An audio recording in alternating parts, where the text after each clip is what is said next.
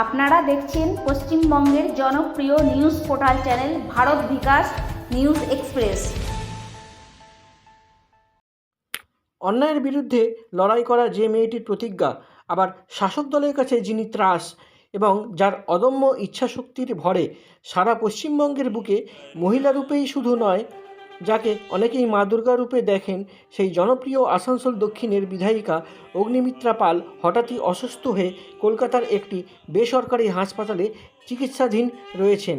আজ শুক্রবার আসানসোলের মা ঘাগরবুড়ি মন্দিরে এবং পশ্চিমবঙ্গের অন্যান্য জায়গায় তার বহু শুভাকাঙ্ক্ষী মানুষ ও কার্যকর্তারা মন্দিরে পূজা অর্চনা ও বিশেষ হোমযজ্ঞর আয়োজন করেন।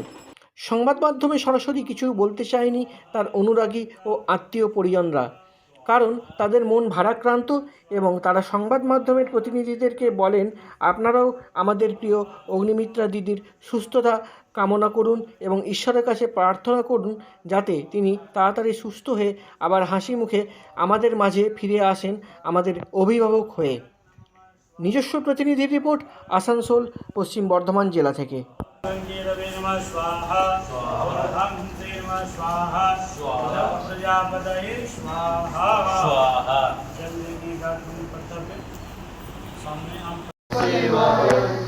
रामेश्वराय शिव रामेश्वराय हर हर भोले नमः शिवाय ओम नमः शिवाय ओम नमः शिवाय।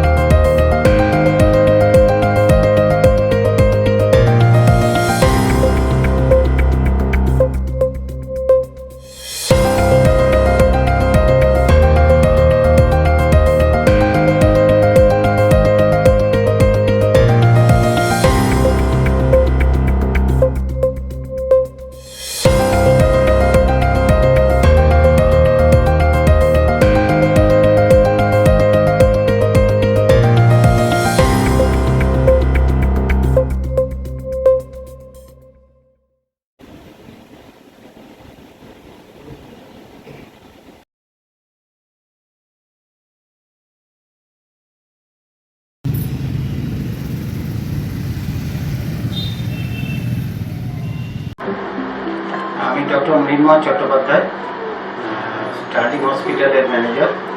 On behalf of doctor Swarnab Roy, director, আমি ডক্টর দীপ্তেন ঘোষ, ডাইরেক্টর। আমি স্টার্লিং হসপিটাল থেকে একটু বলতে চাই যে স্টার্লিং হসপিটাল 2015 সাল থেকে শুরু হয়েছে। একটা মাল্টি স্পেশালিটি হসপিটাল। এখানে সব ধরনের ফেসিলিটি এই হসপিটালে হয়। ধরুন মেডিসিন আছে, মেডিসিন আমাদের আইসিইউ আইটিইউ আছে, তার সঙ্গে orthopaedic, gynaecology, surgery, paediatric, NICU, total facility যেমন একটি মাল্টি স্পেশালিটি হসপিটালে থাকে সেই ফেসিলিটি আমাদের এখানে আছে।